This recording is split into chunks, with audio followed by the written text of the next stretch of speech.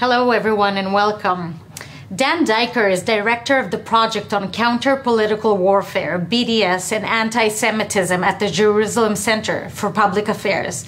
He is the author of the recently published book, Israelophobia in the West, which Alan Dershowitz called the Bible for Understanding the New Anti-Semitism. He has authored 5 books on the BDS and delegitimization movement. He is also a research fellow at the International Institute for Counterterrorism at the IDC Herzliya.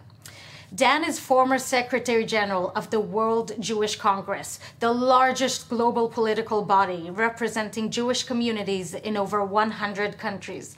He immigrated to Israel 30 years ago, is father to 5 children, and lives in Gush Etzion with his wife, Ophira. Dan, first of all, thanks for coming here. Thanks for joining us. Thank you for inviting me, Tamir, and for that very generous introduction. It's a pleasure to be with Im Tirtzu. Of course.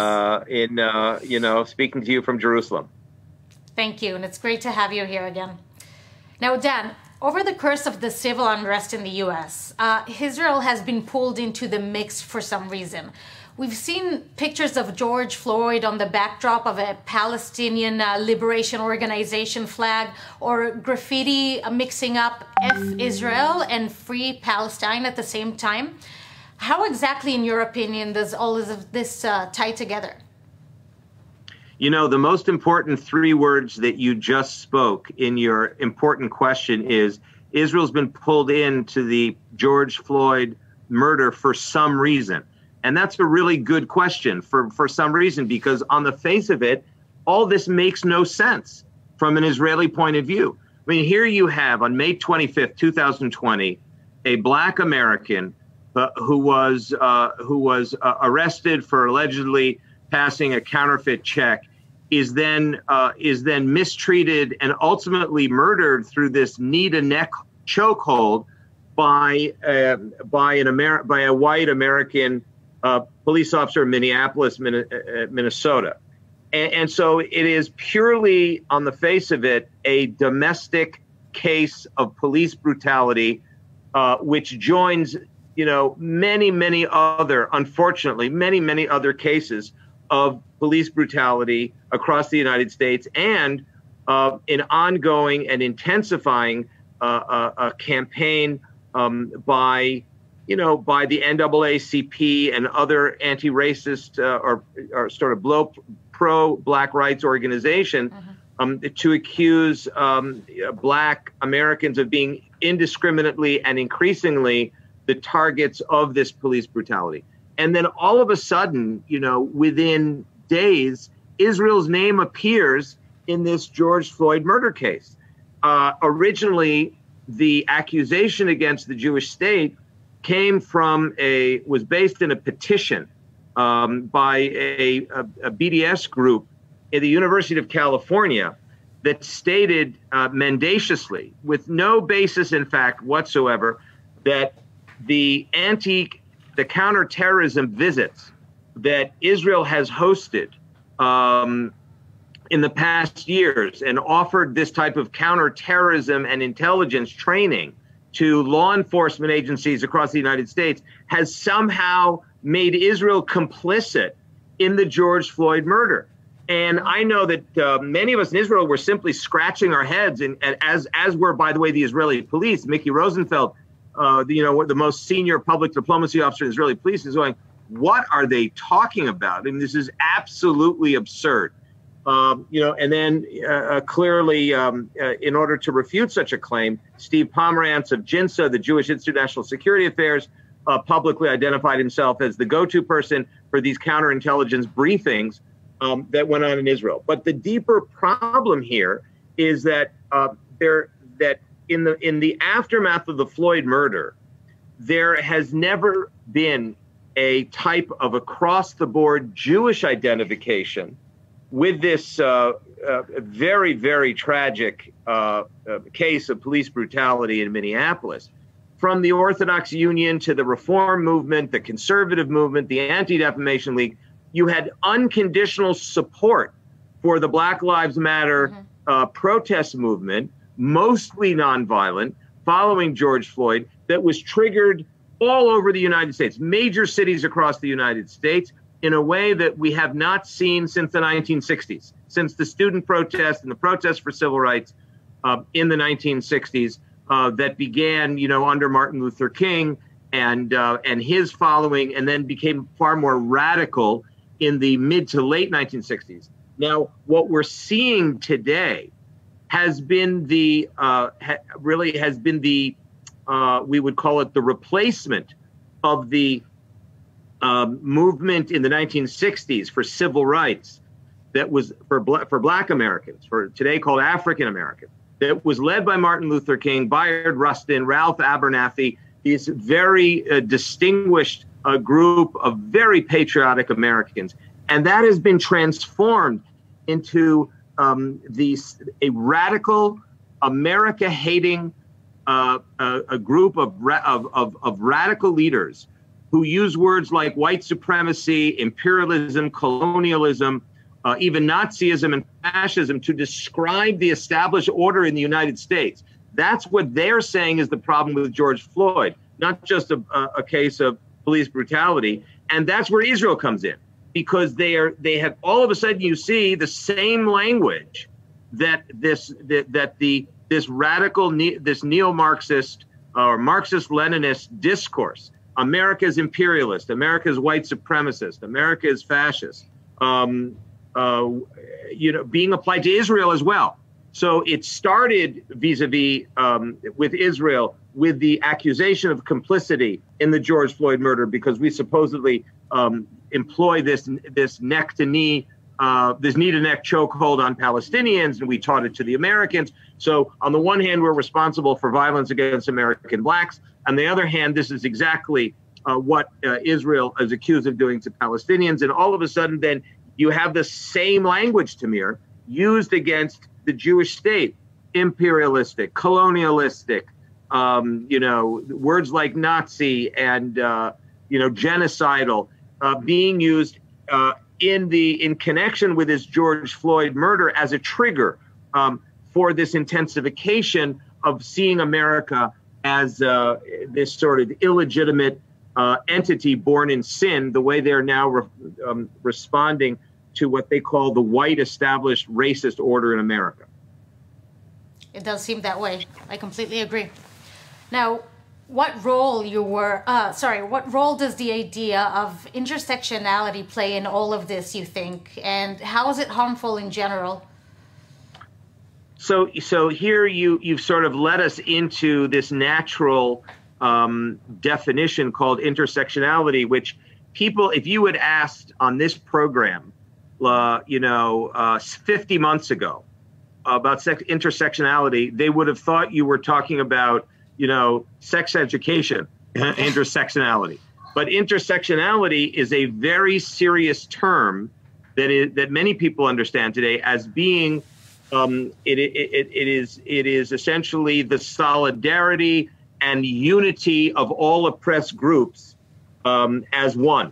So Israel has become very much on the target list, perhaps number one or number two on the target list of those proponents of intersectionality, which means you can only be a proponent of Black rights in the United States if you are also a proponent of women's rights in the United States, if you are a proponent of LGBTQ rights in the United States. But here's the kicker. You can only be a card-carrying member of those three minority group protest movements if you are also a hater and an opponent of Zionism and of the Jewish state, the Jewish majority state of Israel. So this type of you are either with us or you are against us is a very, I think, dramatic, drastic, and dangerous development for any minority group, because what it leads to, Tamir, is what was known in Chicago in 2018 as the Diker March, which was a march of lesbian women for women's rights. And what happened was there were some gay women who also happened to be holding Israeli flags, and they were wholly, driven out of the parade. Because of intersectionality, meaning their identity as gay women, proud women, marching for women's rights, became completely undermined and dismantled by the organizers of such a parade because they dared to be Jewish women who supported the right of the Jewish people to self-determination. So that this type of broad populist, all or nothing solidarity is what I described in our first discussion, the first question a couple of minutes ago, and what very much describes and defines the current Weltanschauung, the outlook, the worldview of this, I think, neo-Marxist approach to oppression.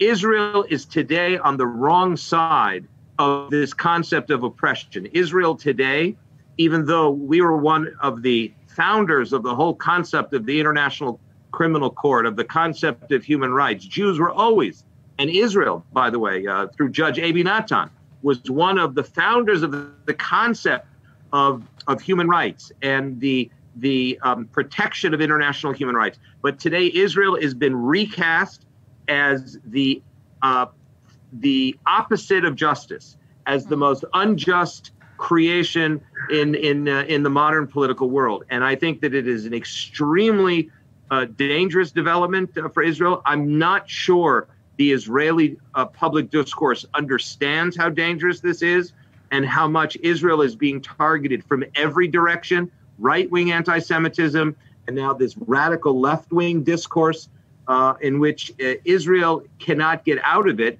because it has nothing to do with the territorial conflict between us and our Palestinian neighbors. There is no way of solving this problem territorially, Tamir.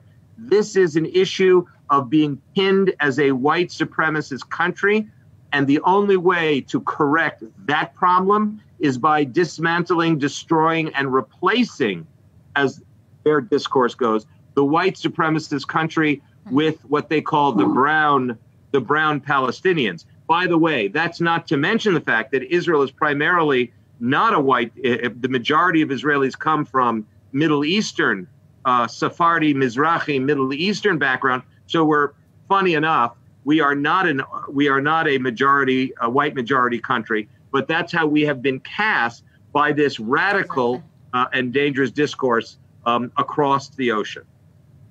Right. So I want to take you back to the Jewish community in light of, again, the intersectionality that we see. It seems like, it can never work to be either Israeli or Jewish or Zionist. And we see perhaps a few weeks ago, there was the Seth Rogen incident that, from what I heard, left a very problematic comment about Israel's right to exist. Can you comment about that? Do you feel that's just an effect to what you were explaining? Or is this maybe perhaps the Jewish community, especially the diaspora Jewry, is somehow triggering it by kind of choosing to take sides with that section? Well, that's a very important question because, in fact, you're so right. The Jewish community in the diaspora, the United States and Europe, by the way, has been pulled in to this, let's call it a black or white choice. You can either make a choice of backing the whole Black Lives Matter political movement, which means by definition, according to their leadership, that Jews are with them, but they have to be against Israel. You cannot be both. And at the same time, besides this very disturbing and radicalized discourse, we've seen trends over recently and further back, going back some years. Let me just remind us when we talk about Seth Rogen about 12 days ago, and I'll get to Seth in a second, but we've seen more recently in terms of creating context to answer this question. We have Peter Beinart, who was considered, the inspiration, the young commentator, very brilliant young man, terribly incorrect and distorted on his understanding of Zionism and his understanding of where Jews, sovereign Jews, stand in Israel. But he wrote, as you probably remember, a very far-reaching 6,800-word treatise called "I No Longer Believe in a Jewish State," sent shockwaves through the progressive community, because the progressive community may be a critical community of Israel, but it is certainly a community that believes in the right and the legitimacy of the Jewish people to national self-determination, meaning they support the existence of the state of Israel. Now, let's get to Seth Rogen. Yeah. Seth Rogen, I love Seth Rogen's comedy, and so does my wife. My wife, Afir, and I, we both watched Seth Rogen. We watched, oh, goodness gracious, The 40-Year-Old Virgin, and Big, I think it was called The Big and Bad. There were half a dozen movies that are really funny. Now, Seth Rogen is a funny guy. He is a guy that can't complete a sentence without laughing. If you go on the internet, watch Seth Rogen, he can't finish one sentence without giggling. That's how, his essence is a chuckle. And Tamir, by the way, just between you and me, because no one else is listening to this, right? He said that he smoked weed every single day for the last 20 years, and therefore that his most creative impulses come from smoking weed. So what he said in the context of all of this on a raw comedy podcast with Mark Marome, another Jewish comic, is that he really, not only does he not believe in religion, his dad was a socialist who met his mom on a kibbutz in Israel a number of, 4 or 5 decades ago. And Seth says he doesn't really understand why Israel exists. It doesn't make any sense from a religious point of view. He doesn't believe in religion. He thinks religion's silly. But from a point of view of defense and protection, which was, one of the reasons that modern political Zionism ended up creating the state of Israel in order so that Jews had a place to go so they could live freely and safely, securely as Jews. But he said, no, that doesn't make any sense. You got to spread out the Jews, because then it becomes too easy for the enemy of the Jews, to drop a bomb on one place and kill the majority of Jews. So what I'm trying to say is that Seth Rogen, and I say this sympathetically to Seth, he was just trying to be funny, but in a very serious topic, and maybe in a topic that you can't laugh about, like the Holocaust. You can't really make jokes about the Holocaust. There's nothing funny about it. There's no way of looking at it in a funny way. But he was trying to be funny. He clearly was also trying to promote his latest movie called American Pickle, which is really very Jewish. In fact, he and Mark Marome said on the program, the movie you just made, Seth, may be too Jewish. It's more Jewish than any movie out there since Yentl. And that was done before you were born, Tamir, back in the late 1970s. Right? So that was like Barbara Streisand in Yentl, which you may have heard of or seen. Yeah, I'm familiar. Well. Right? So they're saying this may just be too Jewish, which really reflects something about his Jewishness, right? His sense of identity. But he touched a very sensitive chord among pro-Israel Jews in America and among Israeli Jews in Israel. Because he is just another example of Jews, whether it's Beinhart and now him and others who have made comments that have really questioned why should Israel exist. And by the way, triggered very, not funny, but very serious comments by anti-Semites waiting in the wings, like Minister Louis Farrakhan, who calls Jews Satan and the Jewish state satanic, who has accused actually Israel of starting coronavirus in order to solve coronavirus and make profits on the world. Other anti-Semites, by the way, sports heroes, Ice Cube, big rapper. These are people, Tamir, that have tens of millions of followers on social media. So when we dig down deep and say, what was the real problem with Seth Rogen? I don't think the problem was Seth Rogen per se. I think Seth Rogen is, in some cultural or some ethnic way, a deeply identifying Jew that tried to be cute about the Jewish state, and it didn't, and the joke didn't work. And he admitted that, by the way, in a subsequent interview with Alison Kaplan Summer in a Haaretz interview, which I thought was beautifully done. But the problem, Tamir, is what he triggered among anti-Semites that were just waiting for another Jew to make a comment like that, just like Peter Barnard's comment, because they say, you see, Tamir and Im Tirtzu, the Jews are saying that Israel shouldn't exist. So what the hell are you getting on my case for and calling me an anti-Semite?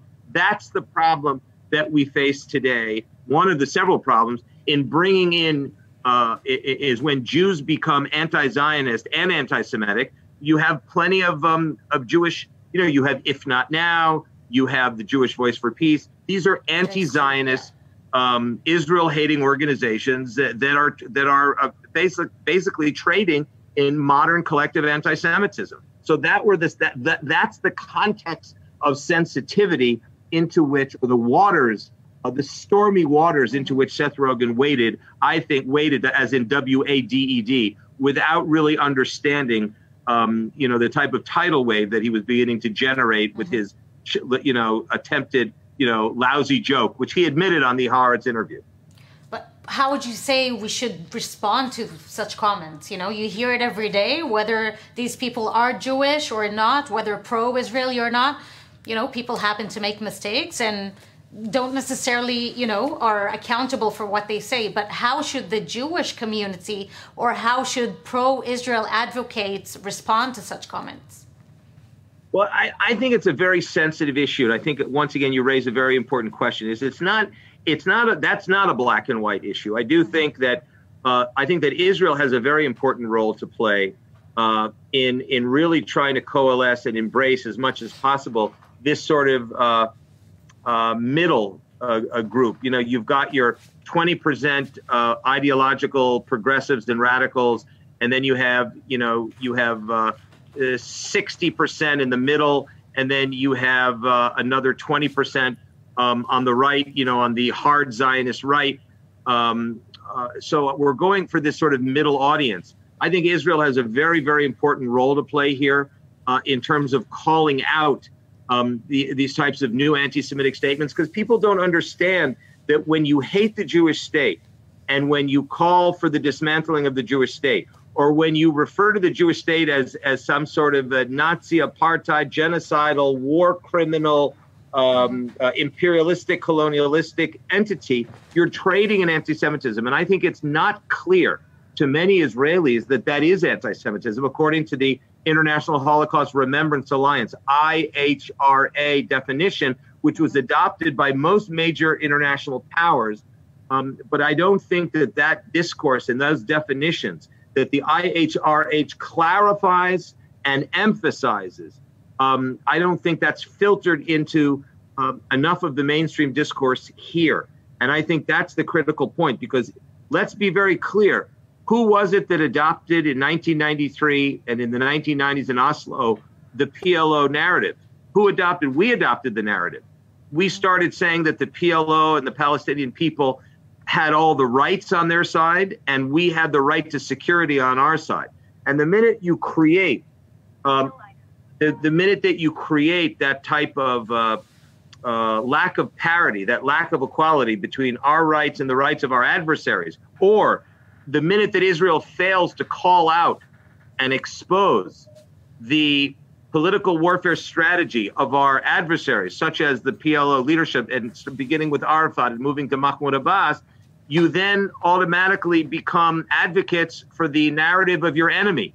And in America, Seth Rogen and other Jewish celebrities in the Jewish community are exposed to the messages that they see Israel conveying, right, over the last 25 years. So we have some housekeeping to do here in Israel as to being very clear as to what is new collective anti-Semitism, what is legitimate criticism of Israel, what is this rhetorical warfare, political warfare strategy that our enemies and adversaries in the Palestinian leadership, and all the more so even in Hamas and others, have used, and now this radical discourse in America is using, right, against us. And we have to be very firm and very clear about calling it out. So I think that we in Israel have a super responsibility to be clear about what's happening. What is the nature of these attacks? Are we going to have some sort of unified bottom line position on these anti-Semitic rhetoric? And that important unity of message in Israel will then echo across the seas. Completely agree. Now, you've been mentioning the PLO, and both the Palestine Liberation Organization and the Palestinian Authority have been ramping up their political warfare against Israel and Jews everywhere, actually, especially nowadays in light of Israel's meaning to apply sovereignty in Judea and Samaria. Can you maybe explain a little more about what's happening right now? And now, after you were mentioning, that we should be more clear, right, about our response to such comments. How should Israel respond specifically towards all these claims in regard to applying sovereignty? Well, the applying, I would call it applying Israeli civilian law, even more than applying sovereignty, because this particular set of circumstances, which we call the U.S. Vision for Peace or the U.S. Peace Plan, calls for, well, the official plan doesn't call for it, but the side agreements indicate that the United States government, beginning with President Trump, would be amenable to Israel applying civilian law to certain areas, such as the consensus Jordan Valley, which, by the way, as you know, the Jordan Valley was determined to be the most important strategic terrain in Israel by who? By Yigal Allon, who was Yitzhak Rabin's pre-state commander in the Palmach. And following the 1967 war, just a second of history to give our audience the context here.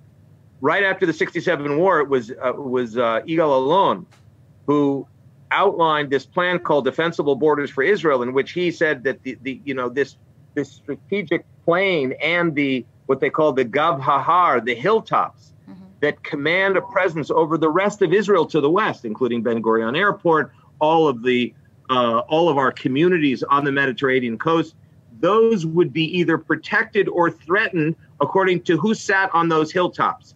On the one hand, facing Jordan to the east, on the other hand, facing our Mediterranean coastal cities and communities looking to the west.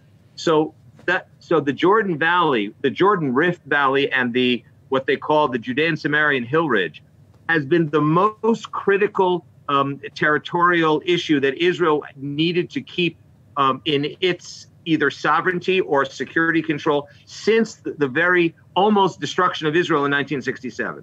So the Trump administration was the first U.S. administration that completely recognized the strategic importance as well as Israel's historical rights over those areas that were reaffirmed last century in 1920 and then in 1922 by the predecessor organization to the United Nations, which was called the League of Nations, right? So they understood Jewish rights to that property. This was not occupation. This was not Palestinian land ever. It was the last time there was a shift in ownership was during the Ottoman Empire that ended after 400 years of unilateral conquering by the Ottomans. So the point being that Israel needed to explain, and I'm not sure that Israel did a good enough job in explaining this, its possible application of civilian law in that area, as well as in other areas where mostly Jews live, would be part of an overall plan that could result in a sovereign Palestinian entity that in 70% of Judea and Samaria, which was the number that Yigal Allon from the Labor Party used from 1967 all the way through the Oslo, that was used through the Oslo period, but then was ultimately destroyed by another concept brought forth by former Prime Minister Barak. But until that time, every Israeli prime minister since 1967 said the Jordan Valley and the Hill Ridge above Judea and Samaria that everyone watching this program has traveled on and knows exactly what we're talking about, above the Alon Road, will always be in Israel's hands, no matter what. So all the Trump administration did was to operationalize that security requirement that every prime minister since 1967 has insisted upon. But here we're accused of being, an imperialist, a colonialist, all those same adjectives come back, genocidal, illegal settlements. It's all absolute nonsense. It's political warfare, and but Tamir, Israelis have got to be clear on what it really is that we're doing. This is not unilateral annexation. It is not. You know what unilateral annexation is? It's what Turkey did in northern Cyprus. That's unilateral annexation. If you go to northern Cyprus today, it's illegally annexed Turkey. That's unilateral annexation. That's against international law. Or really what the Russians did in Crimea. That's unilateral annexation. What we would be doing is what we did in the Golan Heights back in 1981. No one has a problem with that, right? We offered, there's a precedent for offering citizenship or residential rights to the Palestinian Arabs living in those areas. In 1981, it was to the Druze, living on our side of the Golan Heights. So we have precedent for all this stuff, but we have got to be able to explain this in a way that is very reasonable and clear, as it truthfully is. But because of the political fighting and the disagreements, we end up bleeding between ourselves, and then in that blood, is basically become part of the waterfall that travels to Europe and the United States. I agree. So I'm going to make this a little bit harder for you. You were mentioning it's not about occupied land or anything, and that we need to be much more clear about it. So, there's no space for misunderstanding. Who needs to take responsibility? Who needs to speak these things out internationally? Well, I think that if you were to ask every member of 120 members of Knesset, what is occupation? You will probably get one or two correct answers, and you'll get 118 either politically distorted or just absolute ignoramus answers. First of all, and this is important to understand occupation, because that was the key myth that was used against us. Occupation is a term of art in international law, and it refers to a situation in which one sovereign country occupies the sovereign country of another state, right? Well, this is clearly not the case in not in the West Bank and not in Gaza, right? This was non-sovereign territory that was illegally conquered by our Jordanian neighbors and then subsequently conceded by our Jordanian neighbors in 1988.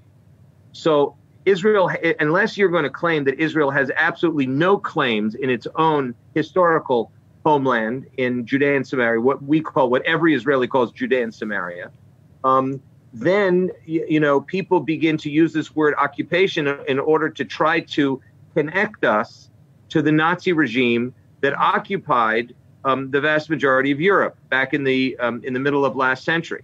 But occupation in Hebrew, as a second point, what does it mean? Kibush. Kibush doesn't mean the same thing that occupation in English means. It means conquering. So yes, we did conquer the territories in 1967, but that the international legal English term occupation means something very different than the word conquering.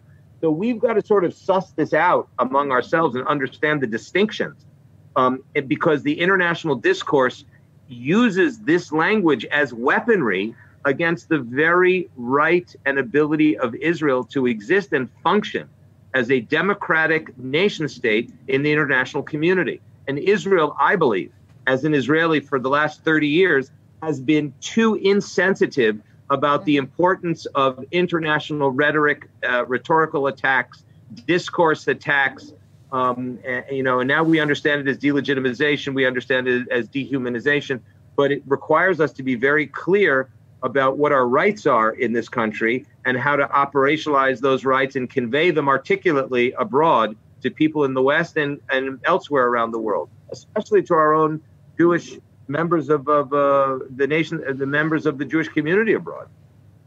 Exactly. So one last question. I'd like to take you there, really.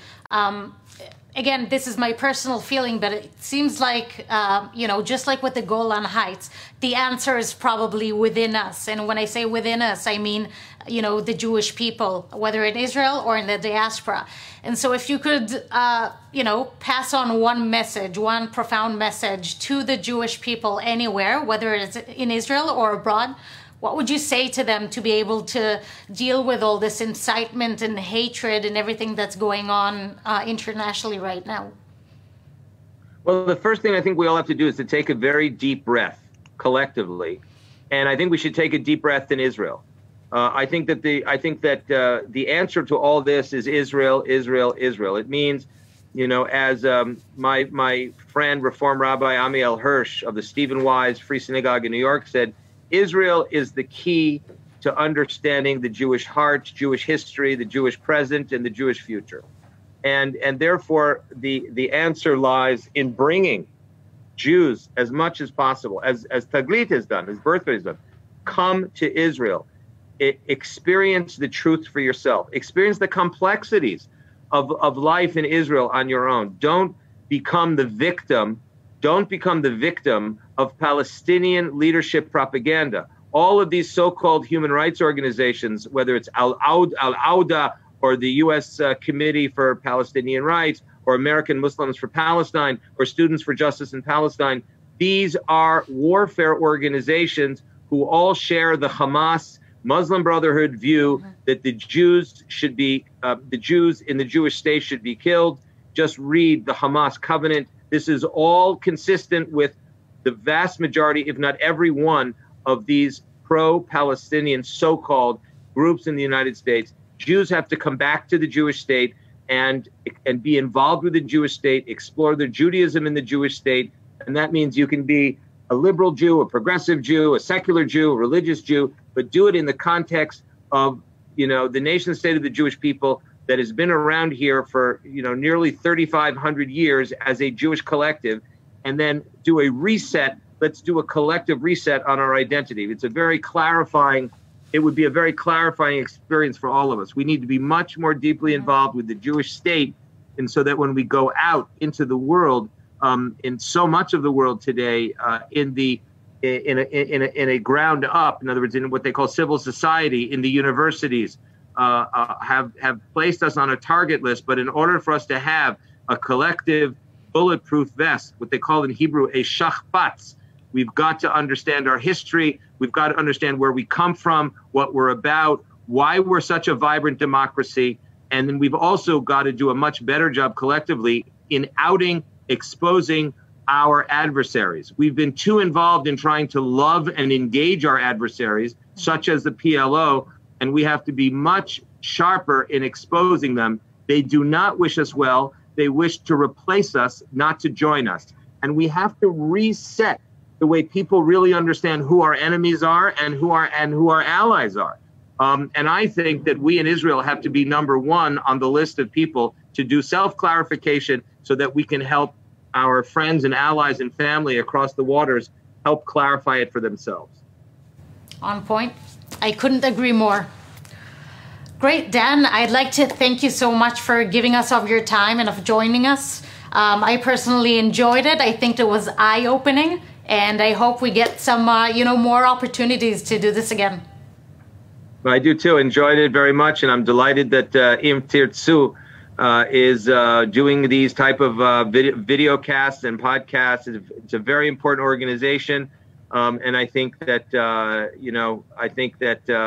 Herzl said it best. Im Tirtzu zot lo agada. We have to do it, and we have to do it with pride, and we have to do it without excuses. So thank you, Tamir, and I look forward to joining you again if I get invited.